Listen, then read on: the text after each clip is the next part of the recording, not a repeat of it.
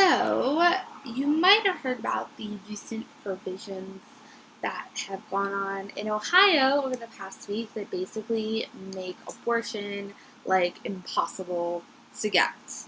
And thanks to Republicans in our state legislature, now we have some of the strictest abortion laws on the books in the entire country. And obviously, as a feminist and somebody that's pro-choice and somebody that's pro-women, I am really, really pissed off about this. So if you haven't heard about what's been going on, basically what happened was the Ohio state legislature sat down to basically make the budget for the next fiscal year for our state, right? So what they decided to do was write in all of these provisions to cut off abortion funding that would basically make it really, really, really hard to obtain an abortion. And they did it this way because they knew that if they ever put this on the ballot, nobody would vote for it. So we're just going to go ahead and do it behind the backs of the women in Ohio, which is so not okay, honey. We're supposed to be living in a democracy. There's nothing democratic about that, okay? So here's a little rundown of what exactly the new budget provisions are doing. So basically, they're defunding all of the Planned Parenthood clinics in our state. And what they're doing instead is they're taking that money and they're giving it to crisis pregnancy centers, which are really, really bad. I know they don't sound like they're terrible things, but they actually are. Because these are faith-based and pro-life, anti-choice organizations.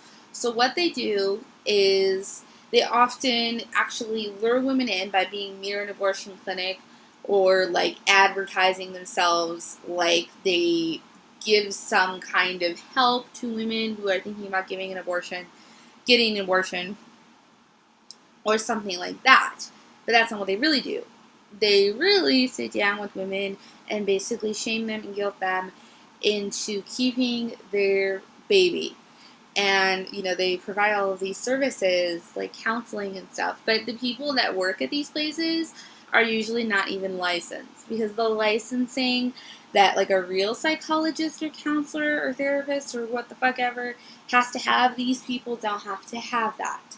So these places basically trick women into coming there, first of all, and then they try to shame them with all of this religious bullshit, and they give anti-factual information. Actually, there's a ton of research out there that shows that they do in fact give out anti-factual information, and they know that it's anti-factual. They know that the information that they're giving is actually wrong, and they're doing it anyway. So these things really suck, and now they're going to get more funding, and that is not cool, because I am not about coercion. Like, if you want to be, like, pro-life, I say anti-choice, but pro-life, like, that's fine. I'm not stopping you. That's your own decision and your own opinion. But when you're coercing someone into making them have that opinion, and then you're not respecting their choices and what they want to do with their own bodies, then I think you're totally crossing the line. And that's what these crisis pregnancy centers are doing. So that's one thing. The next thing that the budget is doing is putting a gag order on rape crisis centers. And so basically what this means is that rape crisis centers are not allowed to tell women who have just been raped that they have a legal right to an abortion. They're no longer allowed to say that. So if there is someone who has been raped and is scared about getting pregnant and is totally in fear and doesn't know what to do, the rape crisis counselors are not going to be able to help them because they're not allowed to tell them their legal rights. Do you see this? They're not allowed to tell a rape victim their legal rights. That's what? What kind of world are we living in when people aren't entitled to know their legal rights? And not just like any random person, which I believe everyone should know their rights and be entitled and be able to know their rights like really easily, which isn't the world we live in, but whatever. But when we're talking about rape victims here, rape victims, they, after going through so much trauma, after all of that, they're still not allowed to know their legal rights. It's like, really? You want more babies being born that are the product of rape and sexual assault? What is wrong with you? What is wrong with you? I don't understand. You know, because even most pro-lifers are still like, well, in cases of rape and incest, yeah, of course, abortion makes sense, right? But apparently, the Ohio legislature doesn't get that. They didn't even get that memo. Because they don't care about anything except protecting the right of a fetus that's like smaller than a pea. I mean, what kind of world are we living in that we have let this happen? And that our government is able to do this behind our backs and isn't going to face any consequences for it. Like, that is such bullshit. And it just sickens me that this is what is going on in Ohio, in the state that I am living in. Mind you, I'm living in this state. I have worked with rape crisis centers in this fucking state. And so, you know, this is a real thing for me. You know, I've read about this kind of stuff happening in a lot of other states, right? But when it's happening in your own, it becomes a lot more real, and it's like, oh my god, this is something that's actually going to affect me, possibly. Okay, so if all of that wasn't enough, here is probably the worst thing that all of these provisions have done. They've also decided to redefine pregnancy to mean that life happens, the pregnancy is happened when the egg is fertilized by the sperm. Now, here's why abortion activists fight so hard for pregnancy not to be defined this way. Because I know a lot of people are like, I don't get it. But here's why, because it's actually really important.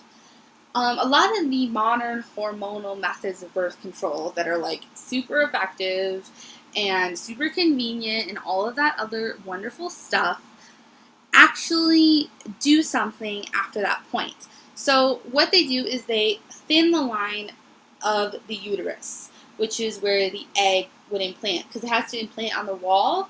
So what the hormonal birth control methods do is it thins the wall so that if the egg does get fertilized, it's not going to be able to attach to the wall.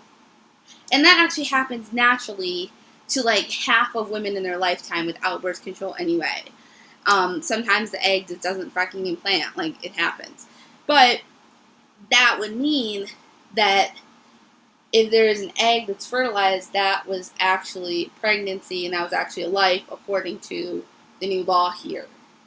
So basically now the thing we might be facing is that hormonal birth control methods, like the IUD for example, actually might be outlawed because pregnancy, as they're defining it, can still happen, and so then an abortion would be happening because technically an egg could still be fertilized and then die or whatever the fuck they're saying, which isn't really true, but whatever.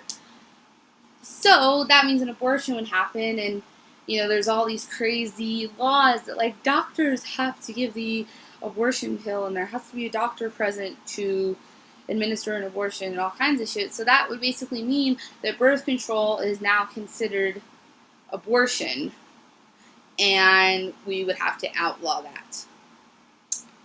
So that could be something that we're facing here in Ohio. I have a birth control implant on my arm. I may not be able to get that again in 2 years. I might not be able to do that now. Do you see what I'm talking about here? This is actually a really fucking big deal, and people aren't talking about it enough. I've heard a lot of stuff about the stuff happening in Texas around abortion, which I think is great. Let's keep talking about it and being angry about it and like stopping it from happening. But I haven't heard a lot about the Ohio stuff, and that's what I'm like, what the fuck, people? This actually passed, and it's actually huge, and because of this, Ohio now has some of the strictest abortion laws on the book. And I think that's pretty significant. And they did it behind our backs. This wasn't something the voters asked for. This is something that the Ohio legislator and John Kasich, our governor, decided to sign into law. So this is going to effect next week, which is just great. I'm just so excited. And yeah, that's what we're doing, guys. That's what Ohio is thinking is an important issue. We're not working on jobs or employment. We're not working on education. No, not that stuff. We gotta worry about abortion. We have to worry about regulating women's bodies. Duh, all that stuff, that's just on the back burner. We don't give a shit about that. That's not as important as this issue.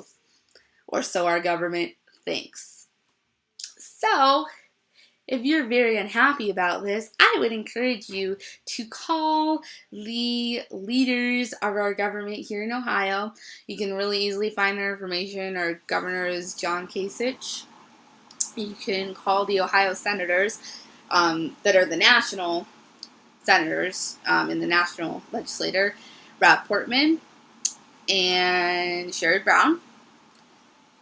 And I hopefully am going to be starting some kind of awareness campaign about this in a couple weeks. So I might be back with another video telling you, like, hey, here's what you can do to stop this. So that should hopefully be really exciting when I make this video. Yeah, just so you guys know what's going on, and hopefully tell other people that you are not happy about this going on, and hopefully we can somehow stop it. Which doesn't seem very likely, but you have to try. You have to try.